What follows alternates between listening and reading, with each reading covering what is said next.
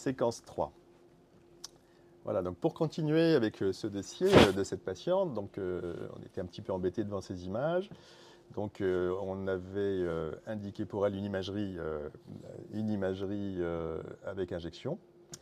dynamique, donc soit une IRM, soit une angiomammo. Et pour des problèmes pratiques, et puis surtout d'avoir vraiment une corrélation sur ce qu'on voyait. Donc on a choisi de lui proposer une angiomammographie, ce qu'elle a accepté évidemment. Et cette angiomammographie est très intéressante, hein, puisque vous voyez que toutes les petites cibles qu'on avait tout à l'heure, donc voilà l'angiomammographie. Alors ce qui est rigolo aussi par rapport à l'angiomammographie et par rapport au système ERAMI, c'est qu'une angiomammographie, c'est aussi une imagerie de soustraction, un peu comme l'IRM, puisqu'on soustrait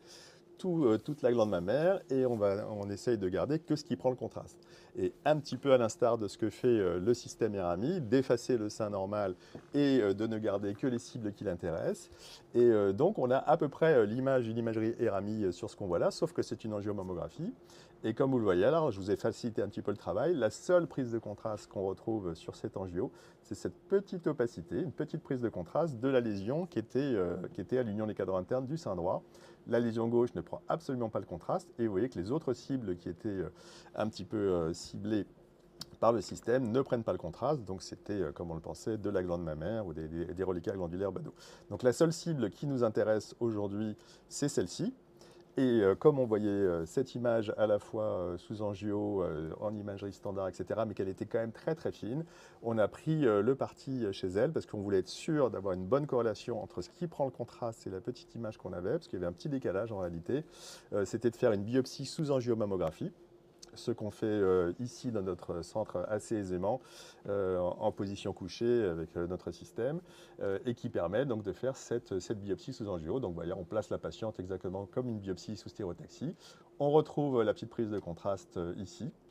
qui nous permet d'aller cibler en moins 15 plus 15 ou en tomo quand vous voulez, mais là plutôt en moins 15 plus 15, la lésion. Vous voyez ici le cliché post-biopsie avec une ablation complète de la petite zone qui contient la prise de contraste, comme on le fait en stéréo et comme on le fait en biopsie sous IRM. Et ensuite, le cliché standard, vous allez placer, pas le cliché standard, la dernière image, après la mise en place du clip dans la loge, que vous voyez ici, donc une biopsie exactement à l'instar de ce que vous faites avec le reste. Donc vous voyez comment la réflexion en fait, globale se fait et comment on insère justement un système d'intelligence artificielle dans notre travail de tous les jours qui nous aide vraiment d'abord à dépister les lésions, à les détecter, à vous faire un petit peu le ménage dans un sein, parce que là, le sein, à la limite, n'était pas très dense, mais dans un sein dense, ça peut être encore plus efficace, hein, d'aller vous détecter des petites cibles que l'œil souvent humain ne peut pas voir, et d'ensuite d'aller les vérifier.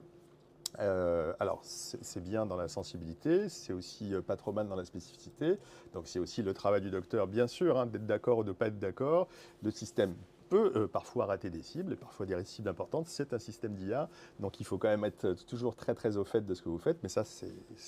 la panacée de tous les systèmes d'IA, qui ne remplace pas, à mon sens, l'œil quand même du radiologue et sa sagacité et son expérience. Mais c'est quand même, comme je vous le disais au quotidien, pour moi,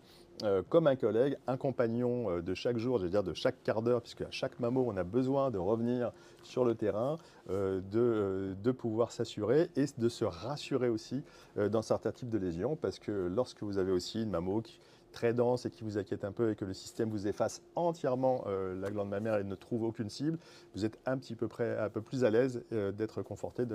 sur la bénignité et la normalité de cette mammographie. Donc encore une fois, dans votre flow, ça vous fait gagner du temps, ça vous fait gagner de la confiance, à la fois pour des experts j'allais dire comme nous qui faisons beaucoup de mammographie, mais aussi surtout pour des collègues qui font peut-être un petit peu moins de mammographie, qui se sentent peut-être un peu moins à l'aise et avec ce type de système se sentent beaucoup plus rassurés et en fait élèvent le niveau général, le niveau moyen de l'ensemble des radiologues, que ce soit en France ou à l'étranger d'ailleurs. Voilà, donc j'espère que j'aurai réussi à vous convaincre d'utiliser des systèmes d'intelligence artificielle dans votre travail